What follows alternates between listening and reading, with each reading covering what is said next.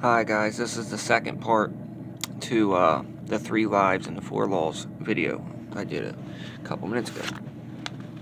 Make sure you watch the first one first so you can understand the rest. Part C, the location of the 4 laws. In order to have a precise knowledge of the 4 laws, we must be clear about their respective locations. The law of God is written on tables of stone, hence it is outside of us.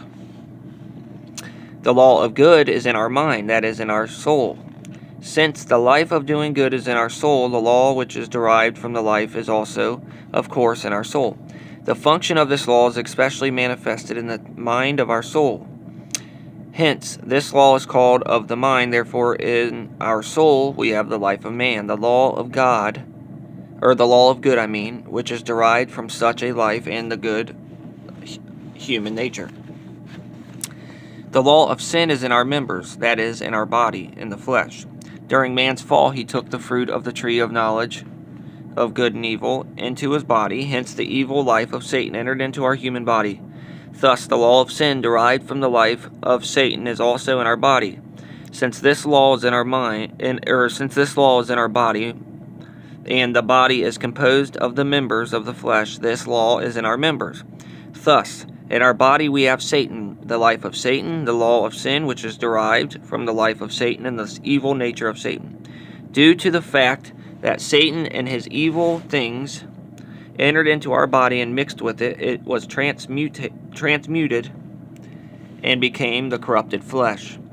The law of the Spirit of life is in our spirit, and it dwells with our spirit. Since the Spirit of life, together with the life of God, dwells with our spirit, the law derived from the Spirit of life is also in our spirit, dwells with our spirit. This law is derived from the Spirit of God and is in dwelling beside our spirit. Therefore, not only is its origin spirit, but its location is spirit. Hence, it is entirely of the spirit, it is neither of the body nor of the soul. Thus, in our spirit we have God, the life of God, and the law derived from the Spirit of God's life, and his nature of life. Part D. The nature and function of the 4 laws. What are the nature and function of these 4 laws, outside and inside of us? The law of God is composed of the statutes of God, and its nature is holy, righteous, and good. This law, being outside of us, enables us to know what God condemns and what he justifies. It requires us to reject what God condemns and do what God justifies in order to comply with God's holy, righteous, and good statutes. The law of good in our mind, derived from our created human life of good, contains the good human nature and exactly fits the nature of the law of God outside of us. This law creates in us, that is, in our mind, the desire to do good, especially when the law of God outside of us requires us to be good. This law of good in us gives us the inclination toward doing good. Therefore, the mind in us delights in obeying the law of God outside of us. This is what the Apostle Paul says, I of myself with the mind indeed serve the law of God. Romans chapter 7, verse 25. The law of sin in our members and our flesh, derived from the evil and fallen life of Satan in our flesh, contains the evil nature of Satan. The evil life of Satan is the evil that is present in our flesh and the sin that dwells within us. Romans chapter 7, verses 21 through 20. The law that comes out of this evil life causes us to sin because it is a law of sin. This law displays from our flesh its natural power to do evil and wars against the law of good in our mind. When the law of good in our mind gives us the desire to do good, this law of sin rises to war against it and brings us into captivity. Romans chapter 7, verse 23. Hence, not only are we unable to fulfill our desire to do good or to satisfy the good requirement of God's law, on the contrary, we obey the law of sin in our members, committing all kinds of sins and obtaining death, just as described in Romans chapter 7, verses 21 through 24. Therefore, we sin not of our own choice, nor of our own volition. Rather, it is the law of sin which motivates us from within. Hence, we can see here that within us fallen beings there are two contradicting laws. One is derived from the created life of good and works in the mind and of our soul, giving us the desire to do good. The other is derived from the fallen, evil life of Satan and works in our members of our body, causing us to commit sin. These two opposite laws, doing contradictory works in our mind and in our members, war against one another within us. The result is that the law of sin usually overcomes the law of good. Hence, we fail to do the good which we desire and are forced to do the evil which we do not want to do. This is what the Chinese call the war between reason and lust. Reason is the element of doing good, inherent in our created life. Lust is the sin that dwells in our fallen body, or the evil that is in our flesh. Although reason is partially derived from our human conscience, it works in our mind. Hence, the goodness resulting from the outworking of reason is either derived from or passes through the intellect. Although lust is related to our fallen human nature, it works in the members of our body. Hence, the evil, which is the outworking of lust, is derived from lust.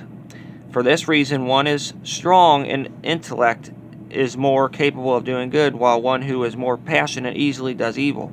In other words, all the good done by men either originates from or passes through the intellect and the mind, whereas all the evil done by men is the outworking of the lust in the members of our body. When the reason in our mind gains the position of advantage, it causes man to do good. When the lust in our members gains the superior position, it causes man to do evil. Some people think that this kind of war is the same as the strife mentioned in Galatians 5. This is not accurate. Galatians 5 speaks about our flesh striving against the Spirit. This occurs only after we are saved and have obtained the Holy Spirit. But the war between the two laws is related to the war between the fallen evil life of Satan and the created life of good. And this war exists even before we are saved.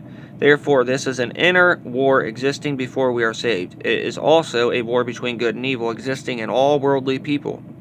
This sin out from which came the law of sin is the life of Satan and is therefore alive. Sin, shown capitalized, signifies that it is personified and unique. In the universe there is only one God and there is only one sin. Sin is a special term and a unique object. Sin is another name of Satan. Therefore, Romans 5-8 tells us that sin can reign over us, have dominion over us, calls us to be his slave in opposition to God, dwell in us and overpower us, causing us to do the evil which we would not. The many sins outside of us are but the actions resulting from the working of the unique sin within us. This unique sin is the root and mother of all sins. How does sin cause us to sin outwardly? We have seen that sin dwells in our body. However, it is the will, not the body, that is the motivating organ. The will, which belongs to the human soul, being controlled by sin and obeying the orders of sin, it instigates the human body to commit sin. Hence, although sin dwells in our body, its damaging work advances from the circumference to the center, which the body has the base. It projects forth the poison of sin, causing damage to our soul and spirit until our whole being is corrupted. Therefore, Jeremiah 17 says, "The heart is deceitful above all things." Romans 1 and Mark 7 also declare that there are all kinds of sins within man. These scriptures prove that man is completely corrupted by sin within and is full of sins. Hence, in the soul of man today, his mind is evil, his emotion defiled, his will rebellious, and even his spirit darkened. These are the results of the work of sin in man. But we must thank the Lord, for in us who are saved there are not only the two laws of good and evil, of man and of Satan, there is also the law of the Spirit of God's life. Since this law is derived from the Spirit of God's life, it comes from the uncreated divine life of God. As far as the nature of being both divine and eternal is concerned, of all the so-called lives in the universe, only the life of God is life. This has been discussed in detail in chapter 1. What is life? Therefore, the nature of God's life is life. Since the law of the Spirit of life is derived from the life of God, its nature is life, just as the nature of the life of God is life. It is not like the two previously mentioned laws, which are either good or evil, because of the life from which they are derived. According to scriptural revelation, life and good are different. Here we have three main points. First, life is the nature of the life of God, whereas good is the nature of the life of man. Second, life is good, but good is not necessarily life. Third, the tree of life and the tree of good and evil is in the Garden of Eden show us that life and good are definitely different. Life is neither good nor evil. Life, good, and evil are three different independent things. So there's life, there's good, and there's evil. Three different independent things. We should realize not only that life and good are not the same, but that good differs from good. There is the good of God, and there is also the good of man. God's good comes from the life of God and contains the nature of God's life. Man's good comes from the life of man and contains only man's good nature. The good mentioned in Ephesians 2:10 and 2 Timothy 2:21 is the good which we live out through the life of God. Hence, it is the good derived from the life of God and is God's good. The good mentioned in Matthew 12:35, Romans 7:18, 19:21, and chapters 9 and 11 is the good which we live out according to our own life. Hence, it is the good derived from the life of man and is the good of man. The good derived from the life of man is but the good of man. Without the nature of life or the element of God, only the good of God derived from the life of God is not only good but also possesses the nature of life and God's very element. Therefore, when we say that life and good are different, we mean that the life of God and the good of man are different. The good of man derived from the life of man and containing nothing of the life nature of God naturally differs from the life of God. However, since God's good is derived from the life of God and contains the life nature of God, we cannot say that it differs from the life of God. Thus, we see that the law of the Spirit of life containing the life nature of God can cause us to live out the life of God, that is, to live out the good of God. Moreover, these three different laws within us differ also in their degree of strength. We know that the laws vary in strength according to the degree of strength of the objects of their respective origins. The law of good is derived from the life of man, and the life of man is the weakest. Hence, the strength to do good of the law of good is also the weakest. The law of sin is derived from the stronger life of Satan. Hence, this law's power of sinning is stronger than the power of doing good in the law of good. It not only disables us from doing good, but it causes us to commit sin and do evil. The law of the Spirit of life is derived from the strongest life, the life of God. Hence, the power of this law is also the strongest. It not only keeps us from obeying the law of sin to commit sin, but also enables us to obey itself and live out the life of God naturally. Philosophers throughout generations have advocated various ways of cultivating morality and improving behavior. In fact, what they have advocated is a working through human intellect, self-will, and self-effort on the already corrupted body and soul in order to restore or reactivate the original good in man. All this cannot overcome the natural power of the law of sin. The strength of man is limited, while the power of the law is enduring. Man's striving is a self-exertion, while the power of the law is spontaneous. Man, by using his own effort, may be able to sustain himself for a while, but once his strength is exhausted, the power of law manifests itself again. Therefore, God's way of deliverance is not to work on our outward body by dealing with the sin which surrounds us, nor to work on our soul, which is between our body and our spirit, by strengthening our will to do good, but it is in our center, that is, in our spirit, that God adds into us a new element, which brings with it a mighty power of life. Then he advances out from our center to the circumference, penetrating through all the parts of our being by using one law to subdue another law to overcome the power of sinning in the law of sin. Moreover, we are enabled to live out the good required by the law of God, which we were unable to live out formerly through the law of good, and much more through the life which is derived from the law of the Spirit of life. We are able to live out the life which God desires. It gives us the power to overcome the body of sin and to follow God's commandments. Therefore, the Bible shows us that there are 4 laws related to us, 1 outside of us and 3 inside us. The one outside of us is the law of God, the 10 Commandments. Of the three that are inside of us, one is our soul, one is our body, and one is our spirit. The law in our soul, derived from the created good human life, is good and gives us the desire to do good. The law in our body, derived from the fallen evil life of Satan, is evil and causes us to sin. The law in our spirit, derived from the uncreated divine life of God, is divine and causes us to live out the divine life of God. The law of God outside of us represents God in giving us the requirements of holiness, righteousness, and goodness.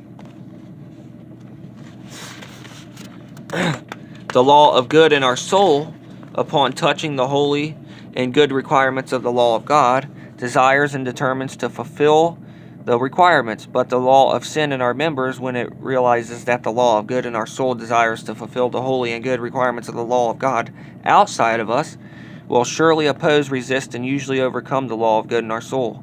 Thus, we are not only disabled from fulfilling God's law, but instead we violate the holy and good requirements of the law of God outside us. This is because the law of sin in our body is stronger than the law of good in our soul. However, the law of the Spirit of life in our spirit is even stronger than the law of good in our soul. Therefore, if we turn to our spirit and live according to our spirit, the law of the Spirit of life in our spirit will deliver us from the law of sin in our body and cause us to live out the divine life of God. Thus, not only will we be able to fulfill the holy and good requirements of God, but we can meet the divine standard of God Himself. For example, the outward law of God requires us not to be covetous. The law of good in our soul, upon touching this requirement of God's law, desires to fulfill it and determines not to be covetous anymore, but at this time the law of sin in our body immediately rises in opposition, causing us to be inwardly covetous. Thus, we are unable to fulfill the law of God, which requires us not to be covetous. At this time, however, much we will and determine we cannot rid ourselves of a covetous heart. On the contrary, the more we will and strive to rid ourselves of covetousness, the more it grows within us. Whenever, due to the outward requirement of God's law, the law of good in our soul desires to do good, the law of sin in our body will immediately cause evil to work in us and war against our thought of good. Furthermore, the law of good in our soul is no match for the law of sin in our body. In almost every encounter, it loses to the law of sin in our body. But praise the Lord, the law of the Spirit of life in our spirit is stronger than the law of sin in our body and is able to deliver us and set us free from the law of sin. If we would cease from our struggling and strive through the law of good in our soul and walk instead according to the law of the Spirit of life, we should and will be delivered from the covetous desire motivated by the law of sin in our body. We would be enabled to fulfill the requirement of the outward law of God, the Ten Commandments, not to covet and to live out the surpassing holiness of God. Hence, we can see clearly that the outward law of God puts certain requirements upon us, and immediately the law of good in our soul desires to fulfill them, but the law of sin in our body, between these two laws, an outward law of God and the law of good in our soul, obstructs and hinders us so that the law of good in our soul cannot fulfill the requirement of the outward law of God as it wishes. Just as our body surrounds our soul, so the law of sin in the body surrounds the law of good in our soul and is stronger than it. Therefore, it is very difficult for the law of good in our soul to overcome the law of sin in our body, to break through its surrounding and fulfill the requirement of the outward law of God. However, the law of the Spirit of life in our spirit is stronger than all, which God gives us when we are born again. Hence, it can overcome the law of sin in our body and deliver us from the engulfing of that law, thus more than enabling us to fully fulfill the requirement of God's law, outward law, the Ten Commandments. We may use another illustration here to explain the relationship of these four laws to us.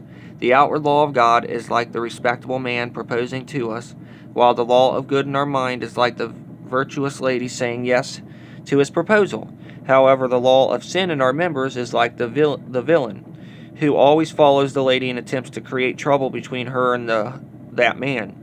Whenever he observes this lady saying yes to the man's proposal, he kidnaps her and compels her to act neither according to her own will nor her own wish. At this very moment, the law of the Spirit of life in our spirit, which can be likened to an angel from heaven, rescues the lady from the villain and enables her to fulfill the man's proposal. Thus, her desire is fulfilled. Consequently, she discovers that this angel from heaven is in fact the one whom the man represented. Therefore, this angel, by causing her to fulfill the man's proposal, actually enables her to fulfill his own desire. From this illustration, we see that although the outward law of God places requirements upon us, it cannot cause us to fulfill its requirements. The law of good in our mind desires to fulfill the requirements of the outward law of God, yet it has no strength to overcome the law of sin in our members. Moreover, the law of sin always opposes the law of good, and when it sees the law of good is attempting to fulfill the requirement of the law of God, it will surely hinder and prevent it from fulfilling its wish. But the law of the Spirit of life in our spirit, our deliverance from God, with the mighty power of the life of God, sets us free from the law of sin, thus enabling us to fulfill the requirements of the law of God and live out the divine life of God. If we live according to this law of the Spirit of life, we shall be delivered from the law of sin in our members and become a victorious Christian automatically. And that's it, guys. Hopefully that will help you understand what it means to be born again and led by the Spirit. And now that we have God's Spirit in us, we can overcome the body of sin. So please share this video. If you haven't watched the first video first, watch the first one first so you can understand this one greater. I love you guys. God bless you. Pray for me. Been having a lot of problems lately. Please pray for me. I love you guys. God bless you. Have a blessed day.